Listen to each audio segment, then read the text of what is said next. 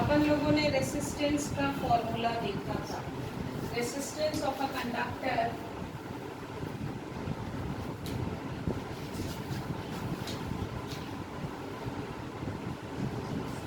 Depends on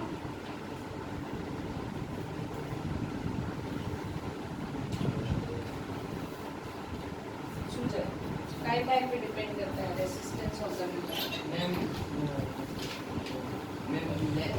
Material of conductor, length of conductor, R is depend upon length. क्या relation है length के साथ? R is equal to L. R is directly proportional to length. R is directly proportional to Length. अगर conductor की length ज्यादा है तो Resistance. resistance। दूसरा रिलेशन क्या है? भवानी भवानी ना R directly R is inversely proportional to L by area. R is equals to rho, R is proportional to L and inversely proportional to A। Rahul क्या बता फॉर्मूला क्या होगा? प्रोपोर्शनल बनेगा क्या आएगा? R is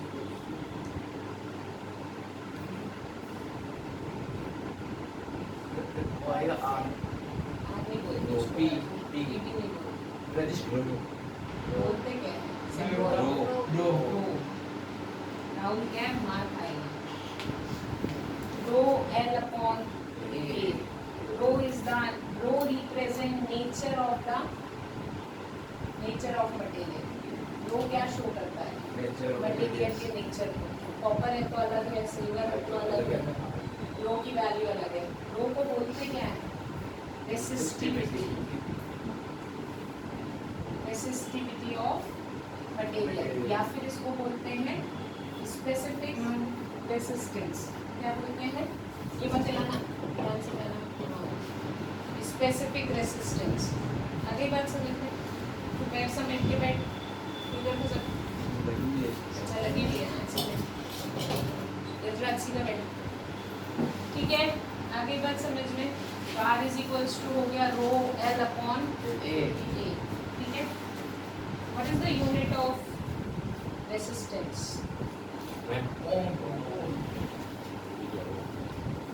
अभी मुझे यूनिट निकालनी है रेसिस्टिविटी। लेंथ की यूनिट क्या होती है राहुल? बिना क्या यूनिट लेंथ किस में मेजर करते हैं? SI यूनिट ऑफ लेंथ क्या है? स्टैंडर्ड यूनिट लेंथ की क्या लेते हैं? अभी न्यूमेरिकल किए होंगे। एरिया की मीटर स्क्वायर। तो रो की यूनिट हो जाएगी, इसको इधर ले जाती हूँ अपॉन मीटर। 1 मीटर से 1 मीटर तो रो की यूनिट हुई metre. This is the unit of resistivity. आगे बात समझ में गेटिंग माय पॉइंट? ये फॉर्मूला हमने अच्छे से देख लिया था। कल तुमको एक्टिविटी 12.3 तक का पढ़ के आना है। पूछ सकती हूँ मैं कोई सी भी। अब एग्जाम्पल नंबर 12.3 किया है तुम लोगों ने? किस किस ने नहीं किया? नहीं किया। राहुल क्या तूने किया है? तो हाथ ऊंचा करना। कुछ नहीं किया तो वैसे ही ऊंचा कर ले। क्या क्वेश्चन पढ़ रहा है? हाँ तूने सोचा मैं घर पे बात करूँगी तो फोन 12.3 नहीं किया। क्यों नहीं किया भाई साहब? एग्जाम्पल 12.3 क्या कह रहा है? बुक नहीं लाया तू? उसकी एक बुक इसको how much current will be नहीं how much current will an electric bulb draw? Example 12.3 कितना करंट ड्रॉ करेगा? क्वेश्चन यही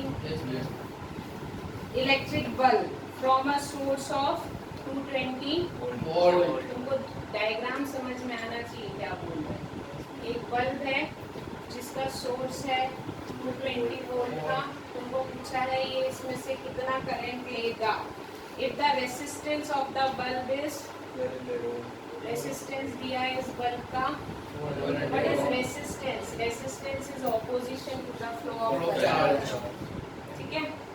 अब उन्होंने बोला है पहला क्वेश्चन तो यही है, ठीक है? हमको पता है B is equals to IR, formula हमको पता है, तो I is equals to हो जाएगा D upon, तो I is equals to हो जाएगा 220 upon 1200, आ जाएगा जो भी आएगा. What is the unit of current? Rahul Gap. Rahul Gap. What is the unit of current? Ampere. जो भी आएगा वो एम्पेयर में होगा. आई बात समझ में? आगे बी में बोला है how much current will an electric heater coil drawn. अब अपन ने यहाँ पे क्या लगाई है? Electric heater. इलेक्ट्रिक हीटर का कोई सिंबल नहीं होता, इसीलिए अपन उसको रेसिस्टेंस बना सकते हैं. आई बात समझ में? ये यहाँ पे एक इलेक्ट्रिक हीटर बता रहा है, वो कितने सोर्स से लगा हुआ है. If the resistance of heater is same, यहाँ पे भी क्या निकालना है? आई निकालना है, वही फॉर्मूला लगेगा. ठीक है, सिंपल क्वेश्चन था. एग्जाम्पल 12.4 बोला है the potential difference between the terminal of an electric heater is given 60 volt. एक इलेक्ट्रिक हीटर है, उसके अक्रॉस का पोटेंशियल डिफरेंस कितना दिया हुआ है? 60. Yes, ma'am. ठीक है, फिर बोला है it draw करंट ऑफ, कितने का करंट ले रहा है ये? ठीक है, what current will the heater draw if the potential difference is increased by increased to 120 volt. तो बेसिकली सिर्फ इलेक्ट्रिक हीटर लगा है, इसलिए जो सप्लाई का वोल्टेज होगा वो ही पूरा हीटर का होगा, इसलिए मैंने वो पहले नहीं बनाया था.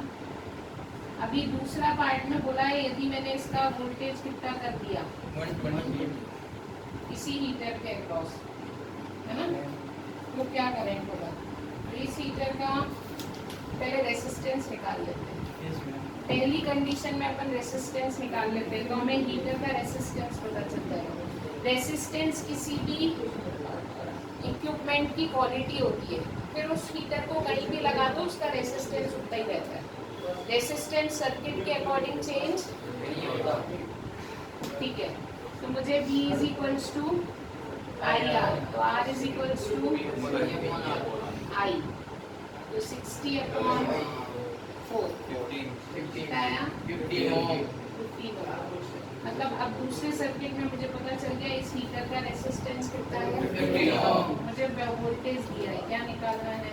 Electric current. ये फॉर्मूला लगेगा, I निकालना पड़ेगा. 8 एम्पीयर आ जाएगा समझ में? Let's no. एग्जांपल 12.5. एग्जाम्पल 12.5 क्या है? Resistance of a metal wire of length 1 metre. 1 metre का एक वायर है, मतलब लेंथ दी है. ठीक है, बोला है इसका रेसिस्टेंस कितना होता है 26 ओम. टेम्परेचर दिया है एट 20 डिग्री सेल्सियस. ये कंफ्यूज करने के लिए. बेसिकली टेम्परेचर बदल जाने से किसी भी चीज का रेसिस्टेंस बदलता है, लेकिन अभी 10th में हमको टेम्परेचर का रेसिस्टेंस के साथ कोई फॉर्मूला नहीं है. बस इतना तुमको पता होना चाहिए कि अगर मान लो यहाँ एक कॉपर का वायर है, यहाँ 0 डिग्री सेल्सियस है और फिर मैंने टेम्परेचर अचानक इस कमरे का बहुत ज़्यादा कर दिया, तो उसका रेसिस्टेंस पहले जितना था ना अब उतना. तो टेम्परेचर बदलने से रेसिस्टेंस बदल जाता है, इतना याद रखना. तो अभी हमको कोई मतलब नहीं. अभी उसने बोला है ये 1 मीटर का वायर है जिसका रेसिस्टेंस 26 ओम है. कितने डिग्री पे? 20 डिग्री सेंटीग्रेड पे. If the diameter of the wire is 0. Diameter दिया है 0.3 मिलीमीटर. ठीक है, तो बोला है what will be the resistivity हमको निकालना है रो रेसिस्टिविटी। ये जिस मटेरियल, पता करो ये किस मटेरियल का बना है, सिंपल क्वेश्चन ये। रेसिस्टिविटी निकालना है ना, रेसिस्टिविटी से हमें पता चल जाता है कि वो किस मटेरियल का वायर है। आई बात समझ में? तो बेसिकली मुझे फॉर्मूला पता है, R is equals to rho L upon, मुझे निकालना है रो, तो फॉर्मूला हो जाएगा R A अपॉन हो जाएगा। अब मुझे R रेसिस्टेंस पता है, लेंथ पता है, पर एरिया नहीं पता। तो एरिया निकाल लेते हैं। एरिया होता है पाई आर स्क्वायर, ऐसा नो, पाई सर्कल स्क्वायर होता है सर्कल। तो पाई रेडियस होता है डायमीटर का आधा, तो आर की जगह d/2 लिख सकती हूँ। तो ये हो गया 22/7, डायमीटर दिया हुआ है, इनटू मिली की जगह आता है, ये मिली है, ये मीटर है, मीटर में रखते हैं अपन हमेशा, तो मिली की वैल्यू रखनी पड़ेगी, अपॉन 2 का। अभी बात समझ में? तो ये तुम्हारा हो गया क्या, एरिया। अभी मैं सॉल्व नहीं कर रही हूँ। From equation number 1, rho is equals to, R की वैल्यू कितनी दी है 26, एल की वैल्यू कितनी दी है 5, और एरिया अपन ने ये है, यस और नो?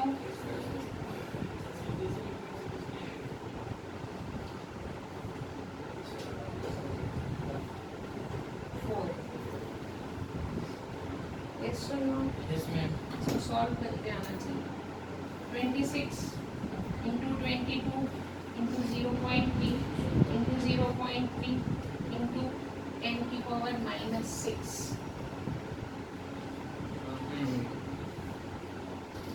Upon 7 into 4। इसका एक 10 नीचे लिख देती हूँ, पॉइंट हटा दिया, नीचे 10 चला गया, यस और नो? इसका भी पॉइंट हटा देते हैं, एक और 10 चला गया। अब हो गया डेसिमल, डेसिमल हट गया, सॉल्व कर लें। उनको ऊपर भी ले जा सकते हैं, ये हो जाएगा 10 की पावर 2, ऊपर जाएगा तो माइनस का होगा, तो हो जाएगा 10 की पावर -8, -6 -2 -8। अब बचे हुए में से जो कट रहा है काट लो,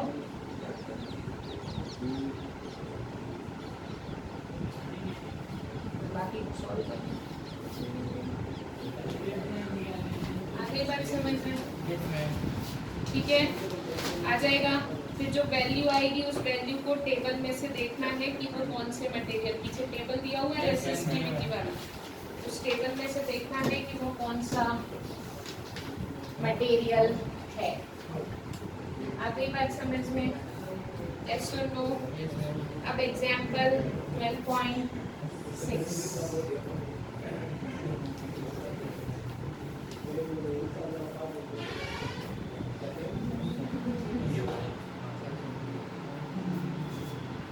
ठीक है। एग्जाम्पल 12.6 में क्या बोल रखा है, a wire of given material having length L, एक वायर है कुछ तो भी मटेरियल का जिसकी लेंथ है L और इसका एरिया है A, बोला है इसका रेसिस्टेंस है 4 ओम का, बोल रखा है ऐसा। फिर बोला है what would be the resistance of another wire, एक और वायर है जिस सेम मटेरियल का है, मतलब यहाँ पे जो रेसिस्टिविटी है यहाँ पे भी वही रेसिस्टिविटी, सेम मटेरियल मतलब दोनों का नेचर सेम है, दोनों का नेचर सेम है, मतलब अगर इसकी रेसिस्टिविटी रो से बता रहे हैं तो इस वायर की भी रेसिस्टिविटी। हमने बोला है what would be the resistance of another wire of the same material having length, पहले वाले की कितनी है आधी, तो अगर इसकी लेंथ L है तो इसकी लेंथ होगी L/2, यस और नो? बोला है एरिया इज पहले का डबल, इसका एरिया A है तो इसका एरिया होगा 2A डबल।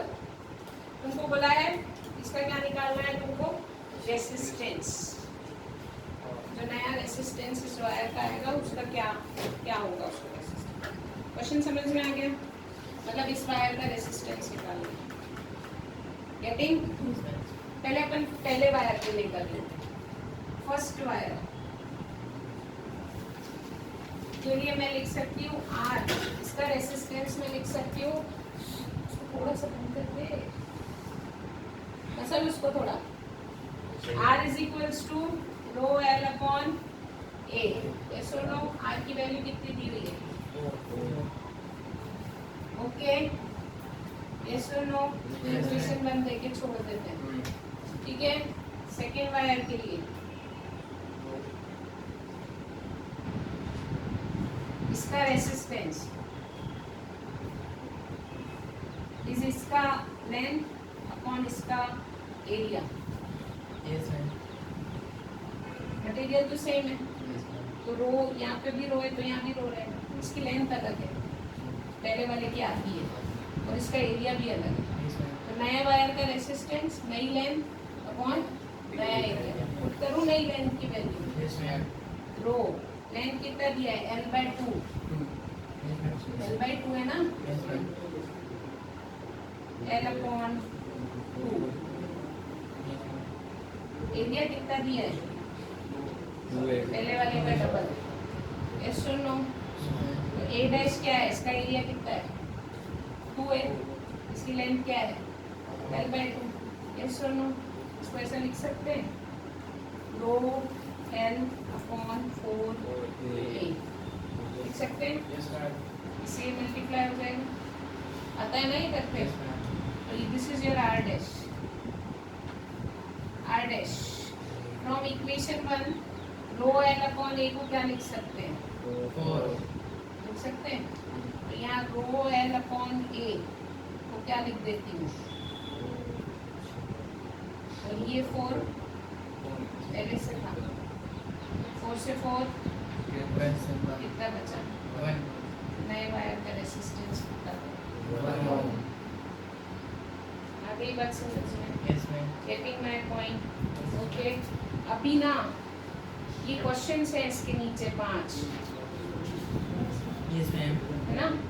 तुम लोगों को 12.6 तक का टॉपिक 12.6 तक का activity example in text question सब आना चाहिए।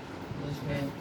कल कुछ भी नहीं आता है, जैसे आज पूछे एग्जाम्पल मैंने समझा दी, नहीं आएगा तो पूछ लेना। इन टेक्स्ट का कोई क्वेश्चन नहीं आएगा, पहले मैं तुमसे पूछूंगी तुमने क्या पढ़ा है।